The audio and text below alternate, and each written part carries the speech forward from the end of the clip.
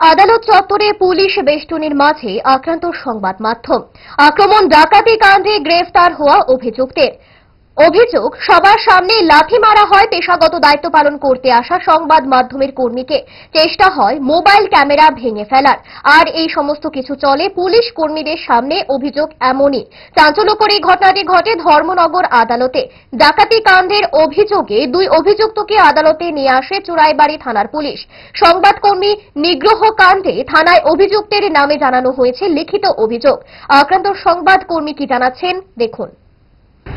ওই দুজন আসামি ছিল, একজন খুব সম্ভবত নাজিমুদ্দিন আর একজন রাজিবুল আলম। তো যখন নামানো হচ্ছিল তখন সাংবাদিকের উপর আক্রমণ করেছে, লাত মেরেছে, হাতে মোবাইল ধরার চেষ্টা করছে। যখন ছেলে নিয়ে ঢুকানো হচ্ছিল পুলিশ কোর্টের ছেলে, তখন অকথ্য ভাষায় গালিগালাজ করছিল।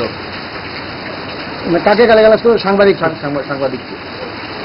এই ব্যাপারে আপনি কি বলতে চাইবেন? এই বিষয়টা নিয়ে আপনি কি বলতে চাইবেন? সাংবাদিকদের উপর যে এইরকম ভাবে পুলিশ থাকা সত্ত্বেও যে থানা থেকে পুলিশ গার্ড দিয়ে নিয়ে এসছে, ওই থানার পুলিশগুলো থাকা সত্ত্বেও সাংবাদিকের উপর আক্রমণ হচ্ছে, মানে এইখানটায় আমরা সাধারণ জনগণ কতটুকু সুরক্ষিত এই চোর ডাকাতদের নিয়ে ব্যাপার নিয়ে। কি নাম আপনার? অ্যাডভোকেট রঘুনাথ শর্মা।